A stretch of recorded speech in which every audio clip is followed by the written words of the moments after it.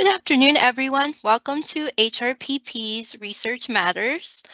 I am Erica Salzik, the Department Administrator for UT Southwestern's Human Research Protection Program, and I will be one of the moderators for today's session.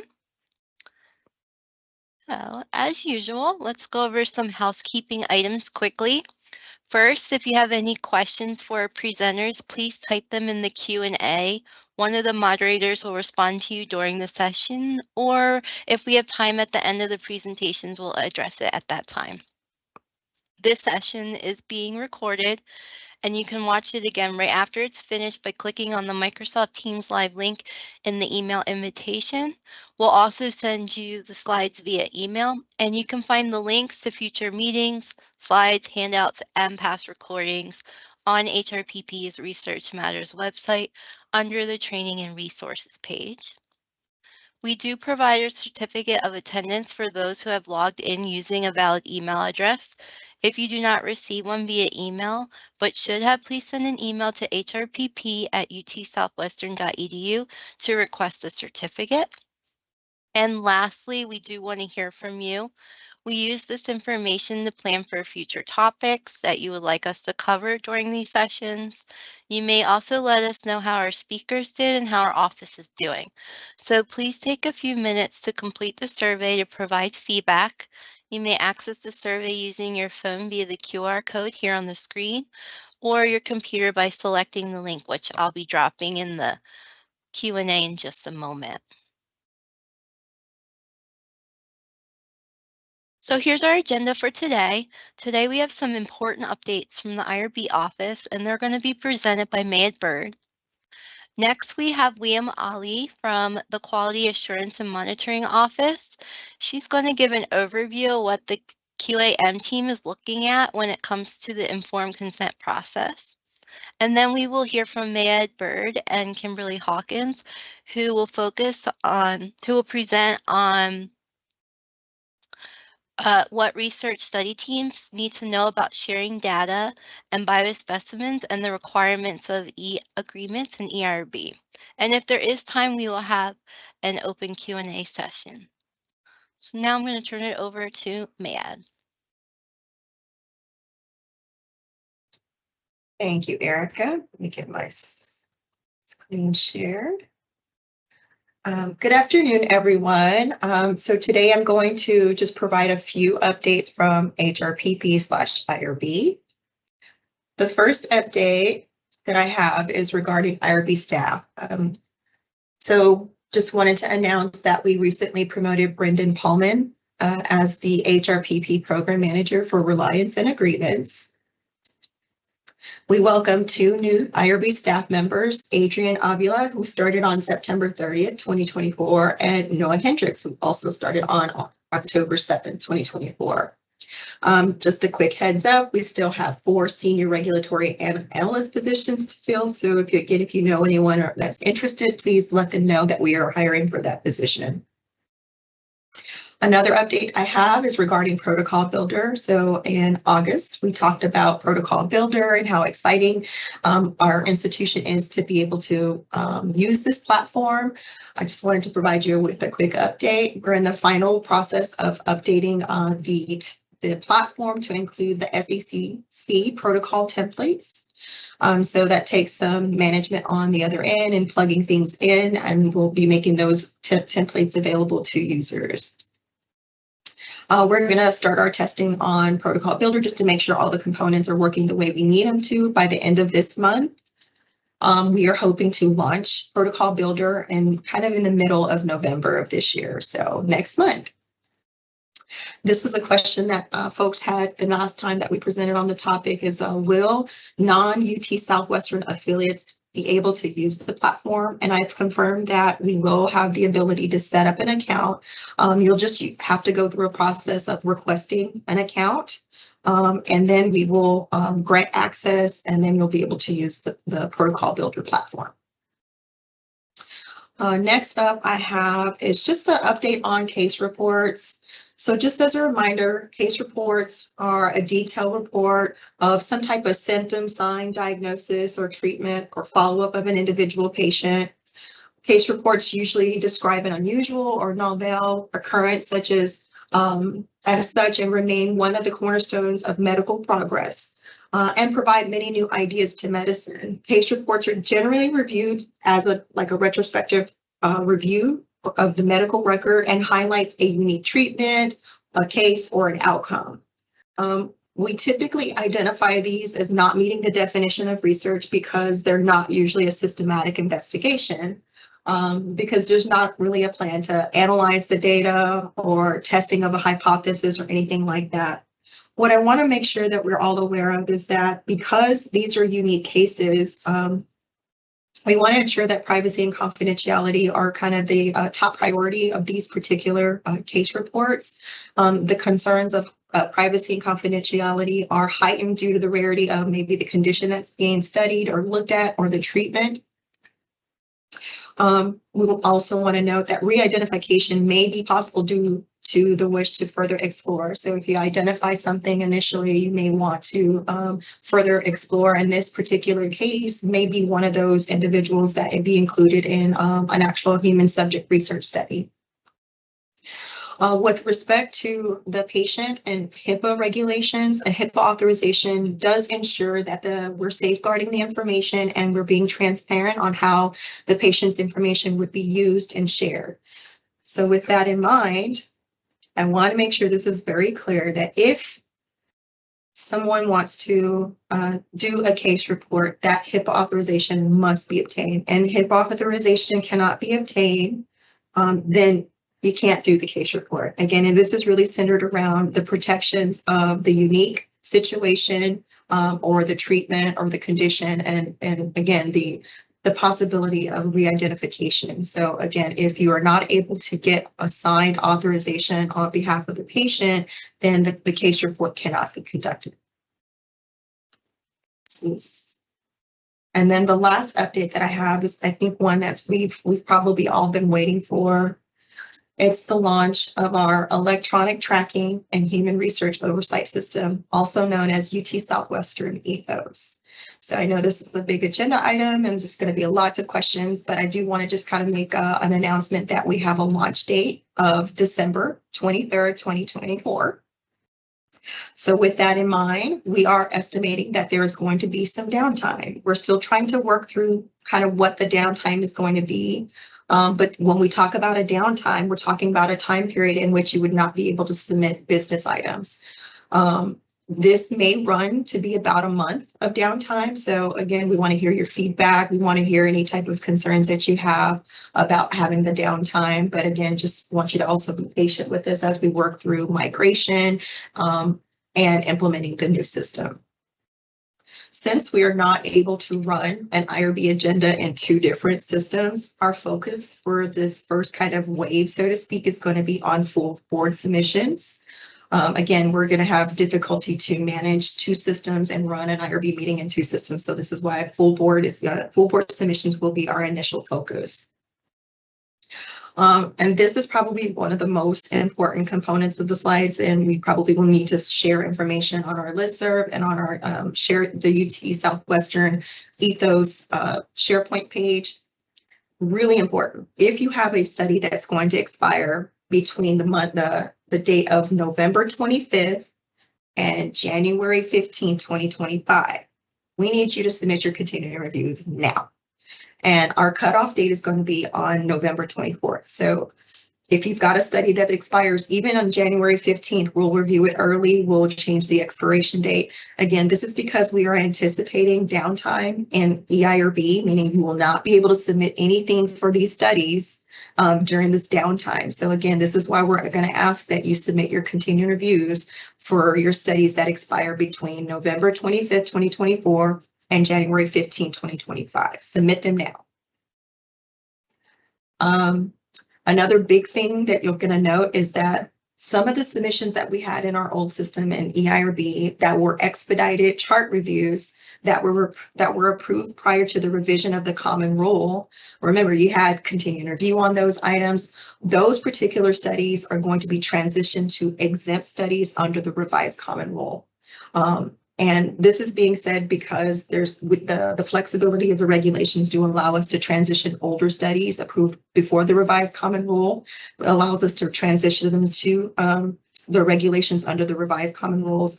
And of big note, exempt studies are not going to actually be migrated to the new system. And those studies that transition from previously being expedited chart review studies to exempt studies, they're no longer going to have continuing review requirements. We do have a tentative UT Southwestern Ethos training, and that's going to start actually in a couple of weeks on October 28th. We are kind of waiting for some logistical components to be in place before we actually open up the registration for those sessions. And I'll have another slide that talks about the dates. And we'll be sharing more details later this month on our listserv, but ultimately we'll be also sharing our information on the UT Southwestern Ethos SharePoint page. And obviously next month again at Research Matters, we'll be sharing more information. So these are our training dates. Again, we want you to go ahead and take a look at those, put some of these dates on your calendar. We're waiting for just a couple more things from a logistical standpoint to fall into place before we will open up these sessions for registration. We're planning to have several 4-hour class sessions and then several 2-hour class sessions. The difference between the two is that, you know, besides them providing an overview of the whole system, the 4-hour training classes are going to allow for you to actually get your hands on the system and actually submit protocols using the new Ethos system. Whereas the second one will guide you on how to set up the submissions, but leave you with tools on how to submit kind of on your own so that you can kind of use and give feedback on the new Ethos system. We're planning to have these sessions at the Pegasus Park in their UT Southwestern Digital Testing Center. So again, more to come on that information. And the last slide that I want to kind of share with you is some of you all may already know and be familiar with our UT Southwestern Ethos SharePoint site. On this site, we're talking about the features, some key highlighted features about the new system. Where here you can access our transition plan. You can actually access the Knowledge Center where we've got tip sheets, we've got videos on how to use the system. But ultimately, this is where we would like for you all to go and visit anytime that there's information and there's up-to-date information about Ethos. Also, when we indicate that you can register for the training sessions, you'll want to go to our SharePoint site and register using the REDCap surveys on that platform. The biggest thing I want to kind of leave you with is I know this is going to cause lots of questions and lots of concerns. So our office is going to be working on FAQs. So as the questions start to roll in, we'll start developing FAQs to place on our website or on our SharePoint site where we can kind of answer some of the questions that you have. For example, like how do we handle a modification for a full board study when we're in a downtime? So we're going to gather all of those FAQs and provide the responses to those on this platform. Obviously, I won't probably be able to answer lots of questions today because we're still kind of planning and working through a lot of things. So we want to encourage you to use our eirb@utsouthwestern.edu email address if you've got any questions that, again, you would like to see listed in the FAQs or something that you think is really important that we address. And then the last piece of information that I want to leave you with is, well, this is something really big for our institution. We have over 6,000 active protocols in our system. So the one thing I want to ask is that you be patient with our office.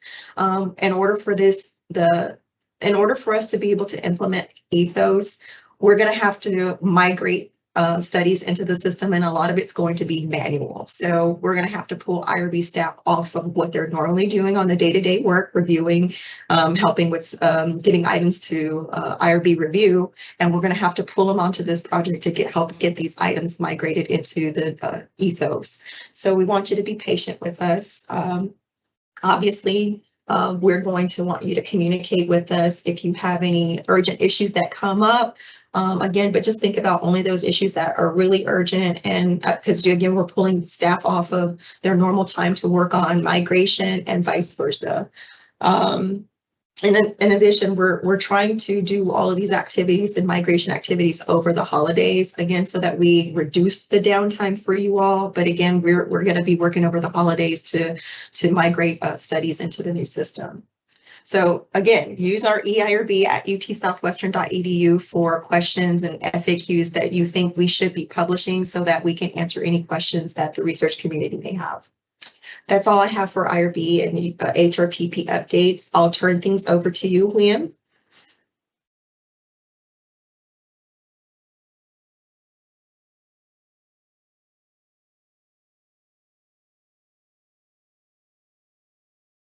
Hello, everyone. My name is Wiam Ali. I'm Regulatory Monitoring Analyst at UT Southwestern QM team. Today, our presentation is on quality assurance and monitoring reviews of the informed consent process.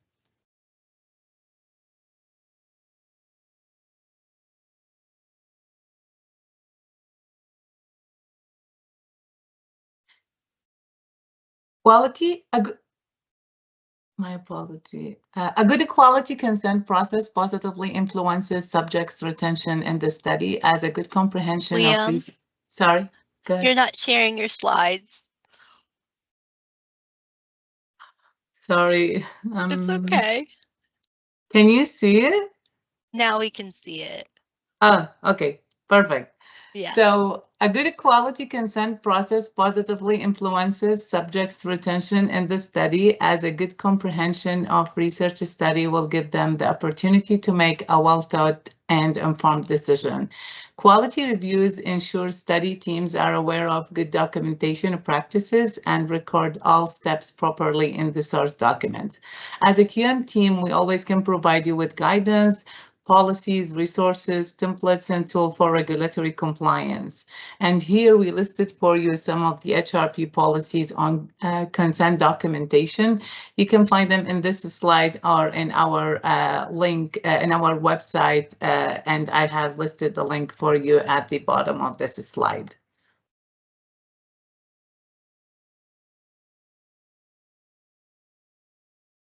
Informed consent checklist. For quality assurance of the conduct of the consent process, the QM team utilized the attached checklist. It's attached in the next couple of slides to ensure the site compliance with the protocol required for consent process. We utilized this checklist during our consent observation monitoring reviews for UT Southwestern studies and its affiliation. This checklist is just to ensure that the site is compliant with like discussing all components of the informed consent with the subject. First, we check the consent version used. We ensure that the site discuss the study procedures, the purpose of the study, risks, benefits, all compensation, if any, to the subject, that the site share the contact information with the subjects in case they need any help or they have any concerns or they have any issues related to their safety. We ensure that the site answer all subject questions. We ensure that the subject agreed to participate, and then the subject signed the consent, data and signed the consent form, the study team, like a study coordinator or PI, whoever signed the consent as well, and the site provide a copy, like a signed copy of the informed consent to the subject. Elements to consider in the conduct of the informed consent process. For studies greater than minimal risk, it's expected to have like an EPIC progress note or a source note documenting like subject ID, date of birth, age at consent, documented date of consent, the version used to consent the subject, documenting that the investigator or study coordinator signed the consent, the subject signature is obtained as well, parent and child, if applicable, signatures is obtained for studies with children population, ensuring that UT Southwestern IRB approved version is used to consent the subject, and ultimately documenting that the site shared the consent form, a copy of the signed consent form with the subject. We have listed for you here common major and minor deviations of the informed consent process. The major deviations are Missing subject and or investigator signature on consent. This is considered as a major deviation, and missing lost original consent form for enrolled subjects. Obtaining informed consent by personnel not authorized in the delegation log. So if they're not authorized, they're not trained on the protocol, not on the study team, this is a violation of the protocol, so it's a major deviation. Failure to obtain consent prior to initiating the study procedures. Utilizing unstamped consent version with the language discrepancies and risk compensation, injury study procedures compared to the IRB approved stamp version. So if there's a discrepancy, missing information between the unstamped and the stamped, then this is a major violation. Failure to reconsent the subject on the new version when it's required by the IRB approval letter to reconsent all the subject on the new version. Lastly, consenting non-English speaking participant with an English language consent form. Non-English speaking participants supposed to sign a consent form with their own language. The minor deviation listed there are the participant signs the consent form but doesn't print their name in the signature block. Oversight of capturing the consent time, and study staff entering print name, date, time for subject, accept signature with the intention to help subject or save time during consenting. So it's required that the subjects, they put their name and signature and the date while they're completing the consent or signing the consent document. Scribbling, overwrites, symbols, marks, use of whiteout, these are all like violating of ALQA principles, so considered as a deviation as well. Failure to provide participants with a copy of the consent form. And lastly, consent the subject using consent form that has missing pages. Sometimes this deviation, when we have missing pages, could be considered as a major deviation if the missing pages have crucial information related to safety, study procedures, doses, data collection fields, so that could be a major deviation. Here, this slide, we discussed reportable event. As you know, a reportable event is an adverse event or other incident that has the potential to be classified by the IRB as an anticipated problem posing risk to participants or others. Events that meet IRB reporting criteria have specific time frames as to when they should be submitted to the IRB. So we have listed here for you like a decision deviation decision tree, just to give a site an idea on how to consider the deviation as a deviation reportable to the IRB. And as you all know, any deviation that related to subject safety, rights, and welfare, they're supposed to be submitted to the IRB. And here we listed some of the major deviations that's supposed to be reportable to the IRB, like obtaining informed consent by personnel not authorized, failure to obtain consent prior to initiating study procedures, failure to reconsent the subject on a version when it's required by the IRB to reconsent all subjects, and missing lost consents for oral study participants. Those events supposed to be submitted, they are related to subjects' rights, safety, and welfare. Lastly, good consent documentation practice is the responsibility of the study team to ensure compliance with the protocol and good clinical practice. Our responsibility as a quality team is to provide oversight and provide guidance to the site team to approach like good quality of study data. Here we listed for you our email, like HRPP monitoring email, in case for the sites, in case they have any question, if they need any guidance or assistance, if they need any tool or templates to help them with study data documentation. We will be more than happy to help once they reach out to us. And thank you everyone for watching the presentation.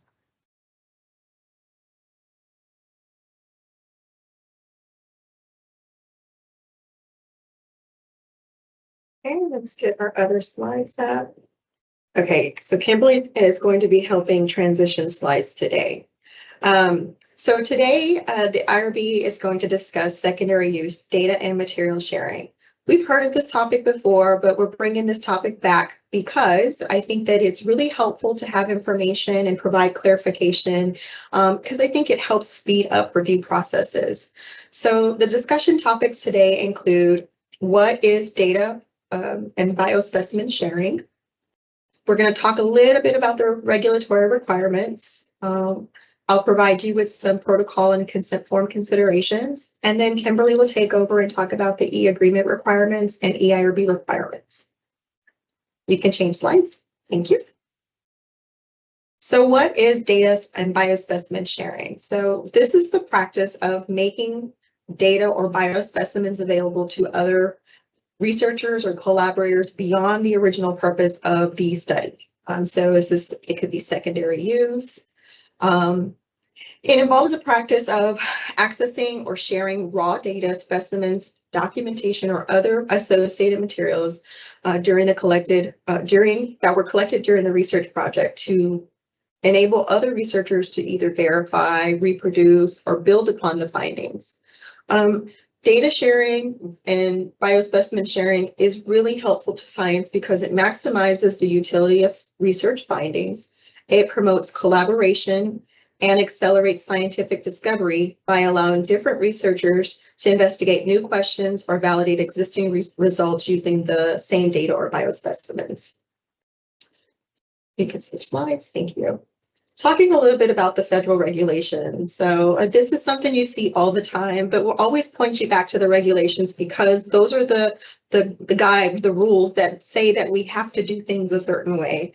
So when we think about data sharing, material sharing, we want to always refer you back to what the requirements are. So 45 CFR 46, which is the baseline regulation that we apply to human subject research. This indicates that whenever we are approving human subject research, that we ensure that there's adequate provisions to protect the privacy of the subject and to maintain confidentiality of the data. Equally on the side, when we are conducting FDA regulated research, we'll have 21 CFR 50 and 56, where there are requirements that state in the informed consent document that a component in that consent document must be dedicated to describing to the participant or the potential participant how records will be maintained to ensure confidentiality and also indicate that they may be inspected by the FDA. And they equally, like the 45 CFR 46, have the provisions in place to protect the privacy of the subjects and maintain confidentiality of the data. In addition, we have to also take into consideration the HIPAA privacy rule. So the HIPAA privacy rule is applicable to human subject research in which there are plans to use protected health information. When we evaluate the privacy rule, we say that there are no restrictions on the use of de-identified health information. The HIPAA privacy rule also indicates that a covered entity may not use or disclose protected health information except for when they allow it, or when an individual authorizes the use or sharing of that information, and this has to be in writing. In addition, a covered entity is permitted but not required to, can you go back one slide? I'm so sorry. Thank you. A covered entity is permitted but not required to use and disclose protected information without an individual's authorization for very limited situations. Typically, it involves when the individual is requesting their own information, if there's plan to use the health information for treatment, payment, or healthcare operations, including quality improvement, if there's an opportunity to agree object, in an incident where it's otherwise permitted to use or disclose information or health information, such as like reporting communicable diseases, if it's in the best interest of the public or some type of, thinking about COVID, those types of things could be considered a time in which we do not actually need to obtain authorization. Covered entities may rely on professional ethics and best judgments in deciding which of these permissive uses and disclosures to make. Now we can switch slides. Thank you. So talking about from what considerations should be in place or protocol details that should be in place from an IRB perspective. So an IRB needs to be aware of what information is going to be shared. We need to know why the materials are going to be shared, whether it's data or biospecimens. We want to know who the information will be shared with, or with what entity the information will be shared with. We want to know about whether there are, we have to do an evaluation on whether the individual that's the recipient of the information or biospecimens are engaged in the research activities. We have to have protocol details that talk about material security.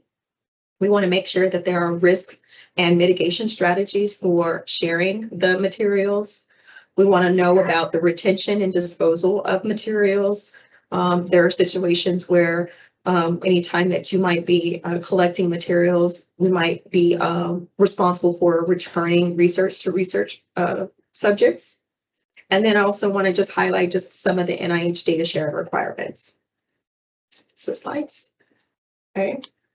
So what's being shared? From an IRB standpoint, we need to know what level of detail is going to be shared alongside the raw data or the information that is pertinent to the secondary use. We can, it could be fully de-identified information. De-identified means it's data void of any type of identifying information. If there's a code on that particular material, that the code that the code or the key to the code is not going to be released to the recipient. So again, it's been stripped of all private identifiable information and any of the 18 HIPAA identifiers. Coded data or biospecimen is data or biospecimens that are shared where most of the PHI or private identifiable information has been removed, and the information is going to be attached to a code.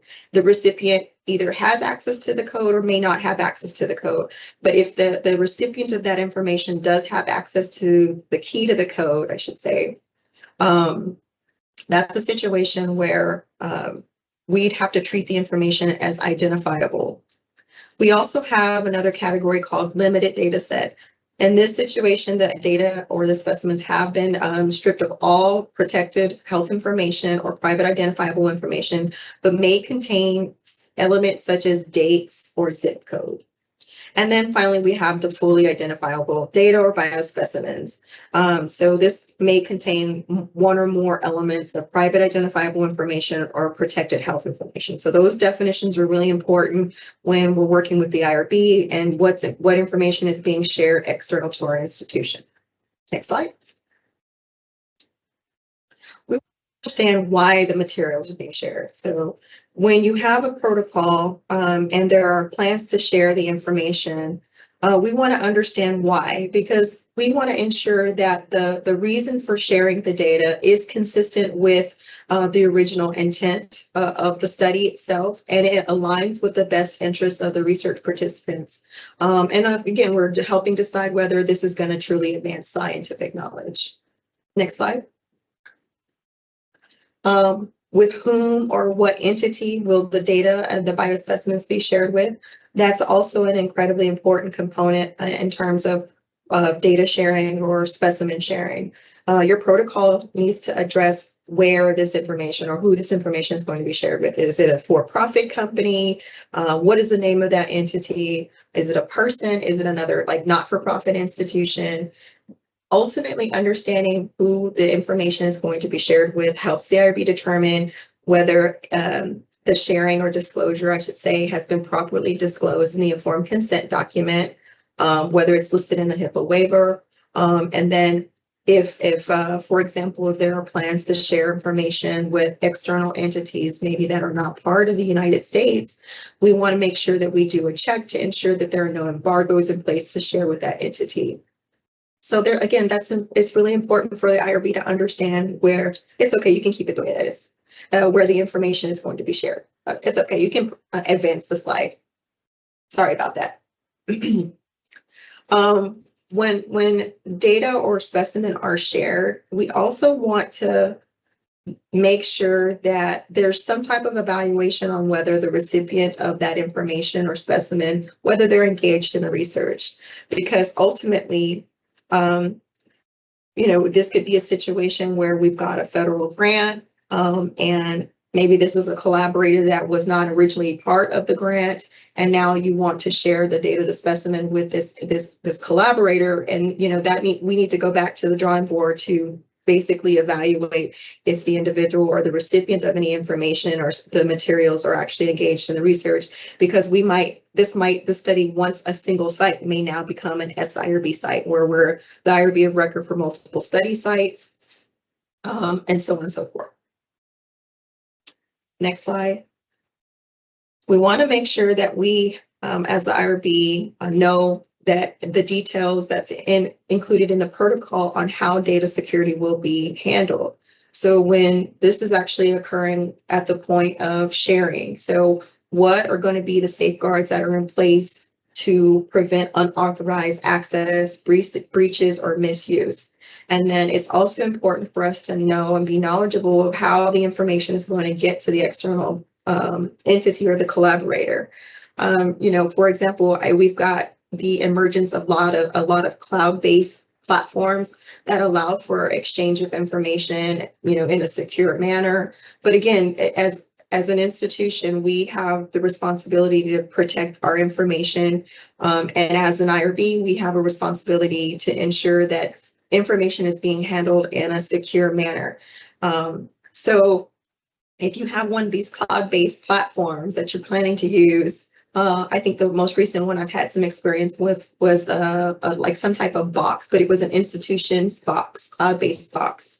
And we required ISAC approval. So that's a committee that oversees that and looks at risk to the institution. So again, these are all huge components to data sharing that we all have to take into consideration from an IRB standpoint, but also from an institutional standpoint. Next slide.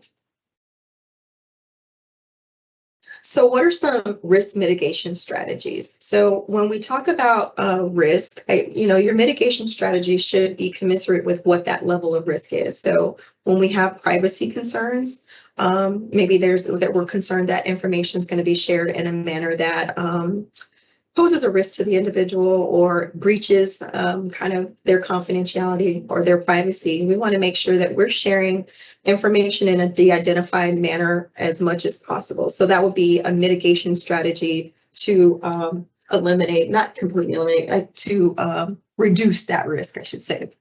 We want to, for example, if we've got a situation where there's data misuse or future research implications, we want to ensure that the informed consent document doesn't prohibit the future sharing. We want to think about in terms of the information that is to be shared. For example, if it's sensitive information, we want to think about what is the risk associated with that, like discrimination or stigmatization. We want to make sure that we're only sharing the minimum necessary from an institutional standpoint. And then, obviously, if there are any cultural, ethical considerations that the communities may have about sharing of information, the IRB may need to consult with cultural experts to ensure that there's an appropriate, the sharing is appropriate and that the protections in place are appropriate. Next slide. So we also want to know how long the materials will be retained and then when will they be disposed of. The protocol should include information on how long the information will be available for sharing and then establish procedures for disposition. So of just getting rid of the information or the specimens if there are plans to do that. If there are no plans to dispose the materials, then the researcher really should be thinking about, is there a better place or platform to store the information, such as in a research repository or a biorepository, and then describing the procedures to the IRB for transferring information from a study and over into a repository and thinking about informed consent. Next slide.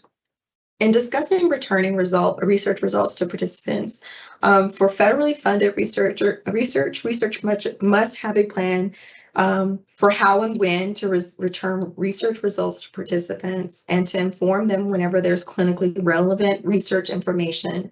What I'll note here, I think in the slides that we did last year, we kind of broke that up, but I think the big points to consider and when you're talking about returning research results is whether the information is is something that has a significant impact on the participant's health and whether the information is actionable, immediately actionable. And then obviously, if this information would be helpful to or meaningful to the healthcare provider. Next slide. The IRB is also responsible for reviewing the NIH data sharing plan. So anytime that you've got an NIH funded study and there are plans to share data, the IRB must review the data management and sharing plan to ensure that the protocol and the informed consent document are consistent with the sharing plans. We have to look at the risk associated with the sharing the information, if it's participant risk or risk to certain groups. And then the IRB must review the consent form to ensure that that risk have been appropriately described. Okay, next slide. And this was also something that we shared last year when we talked about data sharing. So anytime that you are obtaining informed consent, obviously this is a situation where, we've reviewed your data sharing plan, your NIH data sharing plan.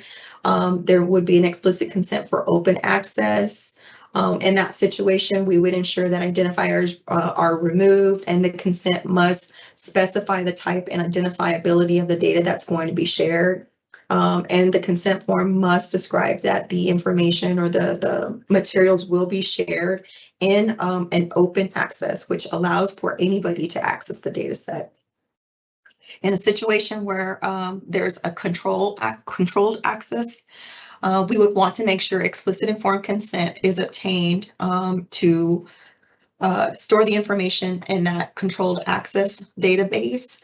Consent must specify, again, the type and identifiability of the data that's going to be shared. And they also may need to talk about or describe any controls that are in place. When consent for sharing has not been obtained, so a consent that was obtained prior to January 25th, 2023, where there's no mention of data sharing, in that situation, only de-identified or limited data sets can be shared with controlled access repositories. And even in that situation, the IRB will need to be aware of any type of controls that are in place for sharing with that particular controlled access repository. And it's the same thing falls for a situation where the IRB waived the informed consent requirements. The data must be de-identified and it has to be shared with a controlled access repository. And again, the IRB is going to want to know what controls are in place to maintain confidentiality of that information. And this is information that was shared from Rhonda's NIH data management and sharing policy and sharing considerations. And this was presented at Research Matters in January of 2023. The last thing I'll leave you with before I hand things over to Kimberly is, again, when we're talking about informed consent alongside with protocol, we want to make sure that the informed consent and the authorization describes that sharing is going to happen, and then including the purpose of that data sharing. We want to ensure that the consent and authorization discuss mechanisms in place to maintain the confidentiality of the data. We want to ensure that those documents do contain the risks and benefits of sharing, describe how the information or the materials would be shared in a secure fashion, and then obviously address situations in which clinically relevant research results, it's a mouthful, would be shared with research participants. So that's all that I have for my portion of the presentation. I'll turn things over to Kimberly. Thank you, Mayette. Whoops. When we talk about e-agreements and EIRB, we want to demystify this process for you so that you can submit the things that you need to with a minimum of changes requested, and hopefully you can eliminate any changes requested. So can I share data specimens without additional permission or agreements? No. As May had said, so for de-identified data and materials, a data use agreement or a multiple material transfer agreement, MMTA, for materials with or without data is required unless there is another contract, like a CRA, SRA, CTA, that defines those terms. So technically, de-identified data will require a data transfer agreement, not a DUA. But in e-agreements, it's called a data use agreement. That's what you look for when you fill out an e-agreement. Now, we used to say that it was not required if it was in the US for a not-for-profit institution in the US, but for liability reasons, it is now required. So this is very important. So this is a change. The next one is a limited data set, which includes dates or 5-digit zip codes, and a DUA or an MTA for materials with or without data is required unless there is another contract that defines those terms. Identifiable data or materials. Neither a DUA nor an MTA is appropriate for data or materials. That include identifiable data or materials. Okay, so this is because for human subjects research, that should be defined in your HIPAA authorization. That's usually in your consent form in the where it talks about protected health information.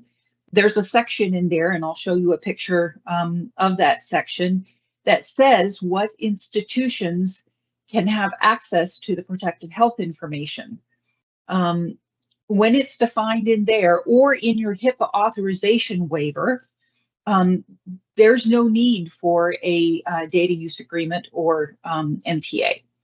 However, if the external institution requires an agreement, they may provide one, and you would submit that in e-agreements for review by OTD. So UT Southwestern uses e-agreements, and I've given you the link there.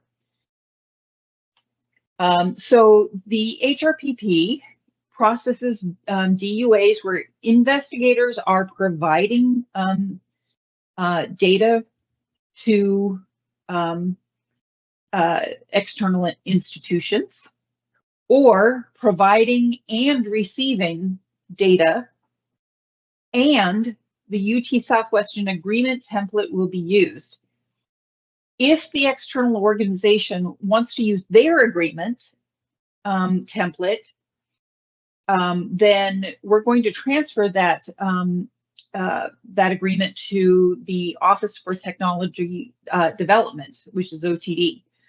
And I've given you the link there to the investigators department liaisons.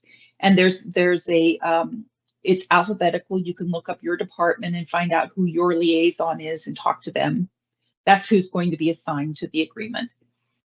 So OTD processes DUAs where human subjects data will be received by investigators, or this other case that I just told you about. They process collaborative research agreements. They process all material transfer agreements. They sponsored research agreements. They also do confidential disclosure agreements and visiting scientist agreements. Our office performs an ancillary reviews on the ones that I've asterisked there when they involve human subject data and or specimens. So I've also included this handy link here that was created. This link will give you a flow chart that will help you decide what kind of agreement you need to use. So these are the commonly requested data use changes. And when we're doing an ancillary review, we'll also ask you to do some of these. So the first thing is that if UT Southwestern will be receiving data in the first section, the agreement upload section of agreements, there's a place to upload the agreement.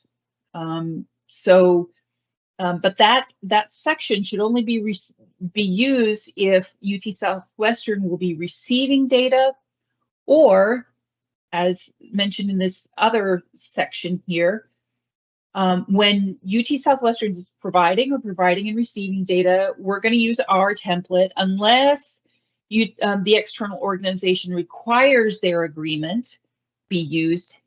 And the reason why is stated in item 7.0. And there's a description that you can write in there, and you're going to find out from the external organization, why are they requiring that you use their agreement template? Because it's industry standard, particularly when we are providing the data, that we should be able to use our own template.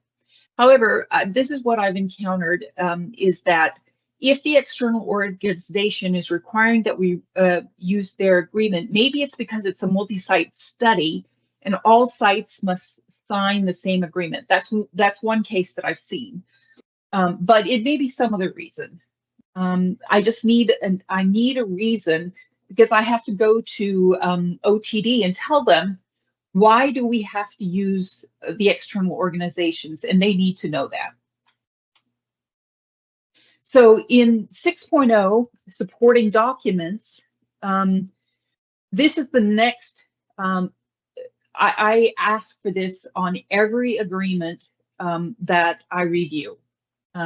We ask for this. Upload a complete list of data points to be provided to the external organization. There's two reasons. Number one, we just need to confirm the data type. Is it de-identified, limited data set, or protected health information? And the second point is we want to summarize those data points in the agreement. We may summarize them by category, like labs or demographics or something like that. The next one is in supporting documents. We'll talk about this later, but we need you to upload the approval letter or communication from the external IRB in a reliance situation that says it's okay for you to share this data with a third party. And I'll talk about this in a later slide. So in the UTSW DUA data use information section, so this section says select all that apply, but you should select only the most appropriate response instead. So that will be the highest category. So if there are dates and five-digit zip codes, but there's no PHI, then you're going to select limited data set. If there's PHI, then you're going to select PHI. And then in 4.0, if there's human subject data or specimens, then we need either an EIRB study number, from which the data or specimens are going to be provided or received, or if your project does not require, it does not qualify as research that needs to be submitted in EIRB, then you need to use a Y1 or a Y2 form for non-human research or non-regulated research. Complete the appropriate form and submit it to HRPP at UTSW, UT Southwestern at .edu. When you receive the determination letter in Outlook, upload it in the Agreements tab, item 6.0, supporting documents. Oh, and I just wanted to point out this 4.0 This applies to MTAs, any other kind of, any agreement that includes human subject data or specimens. So we're going to ask for this. So UTSW, okay, so in this same section, 5.0, concise scientific description of use of the data. This question says, describe how UTSW and or the external organization are going to use the data being exchanged. So unless the external organization is conducting the same study that's being done at UT Southwestern, this description will not match the purpose of the study in EIRB. This should include the external organization's IRB approved study title. This will be included in the agreement. So this needs to also include the use of the data. How is it going to be used at University X? What are they going to do with the data if it's being provided to them?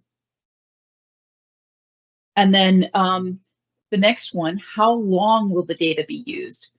The things I want to point out here is, number one, this is not a required question, but it is required for us, and we have to ask for it because it's required for the agreement. There's a section in there that it's the term of the agreement, so we need it. It can't be longer than 10 years because the system won't allow it. So an amendment may be submitted if to extend the term if needed. Now the system will allow you to put in longer than 10 years, but when we go to approve it, it won't take longer than 10 years, if that makes sense. Okay, so the next one is UTSW DUA data is source providing. For data not collected at UT Southwestern, how is the data obtained? So if data was collected at UT Southwestern, according to 1.0, select where the data was originally collected. And then, so if it has UT Southwestern, it's not a data use agreement because you didn't get it from yourself using a data use agreement. So just select other. It's a required question. Just select other and put not applicable.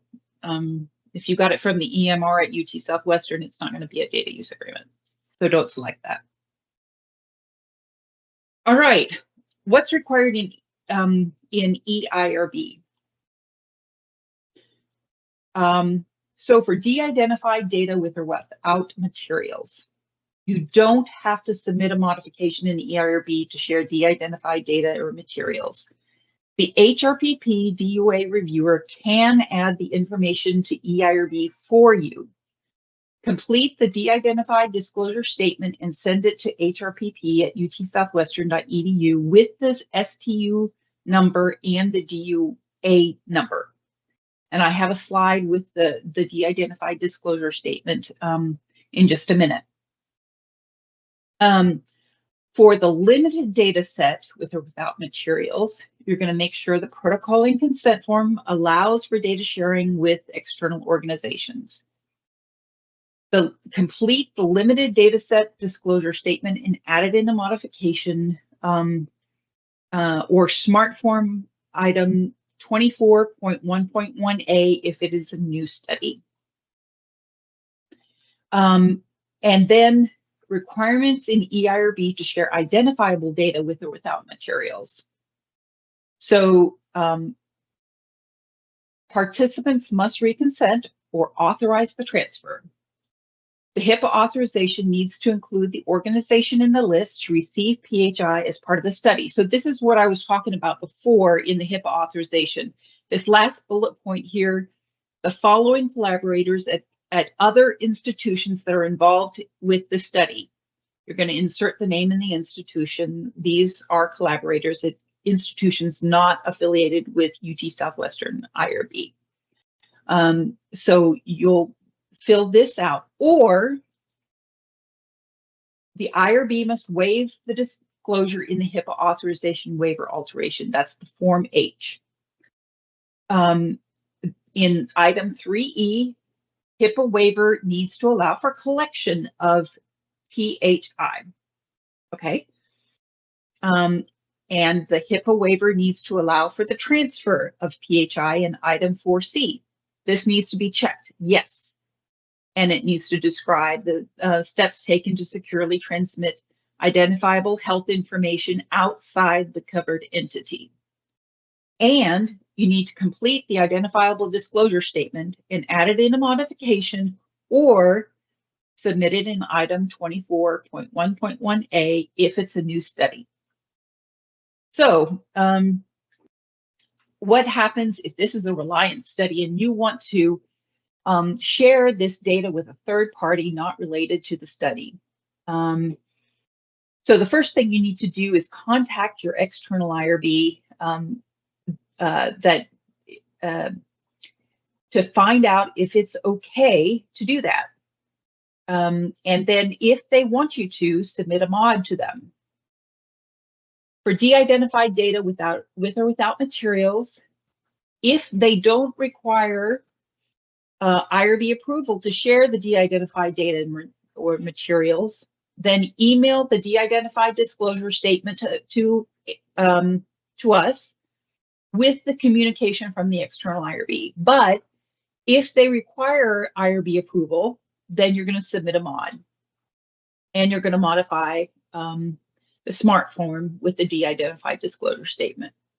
If it's a limited data set or identifiable data with or without materials, you'll submit the mod with the approval letter of communication from the external IRB and modify the SMART form with the limited data set or identifiable data disclosure statement.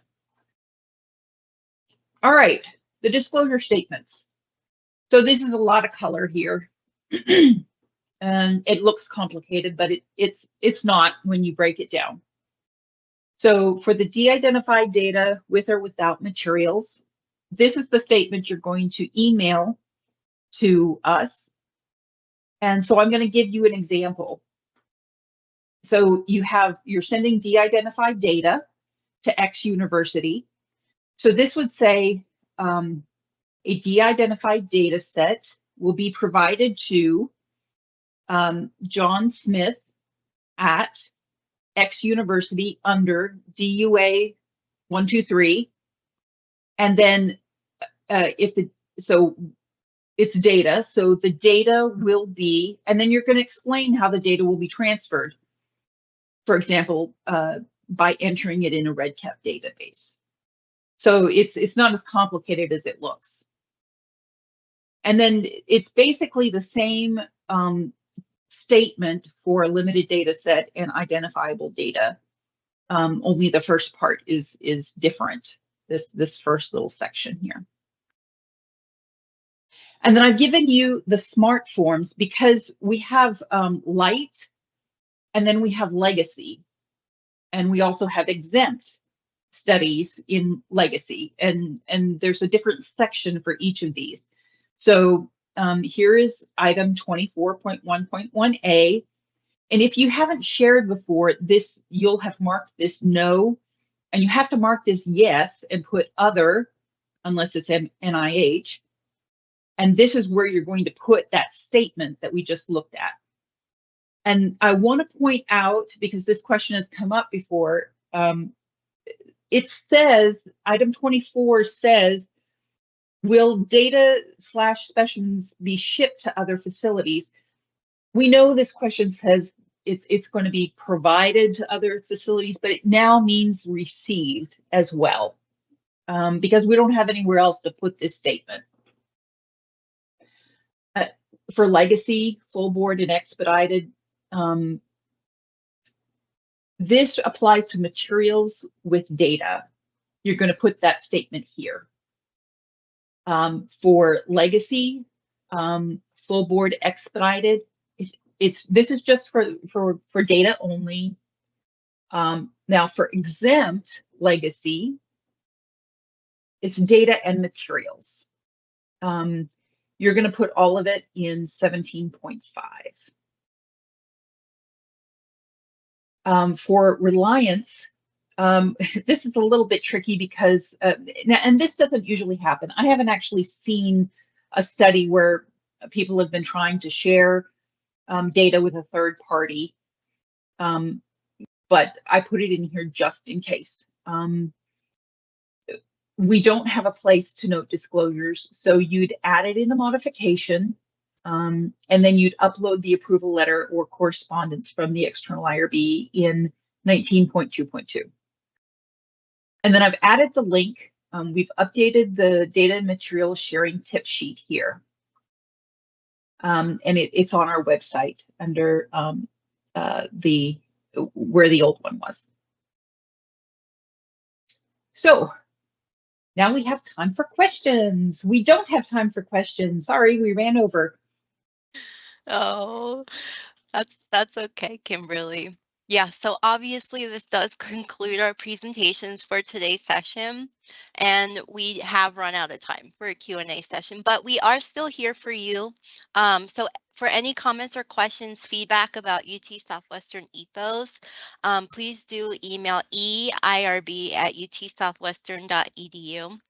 And if you have any other questions about any of the other topics covered today, feel free to reach out to HRPP via email at hrpp@utsouthwestern.edu. You're also welcome to attend one of our open office hours, which are Tuesdays and Thursdays from 10 a.m. to 11 a.m. I'm just going to wrap up really quickly. I want to thank our presenters, Liam, Mad, and Kimberly, and thank you all for attending today's session. The next Research Matters session is scheduled for November 19th, so we'll see you then. Have a great rest of your week.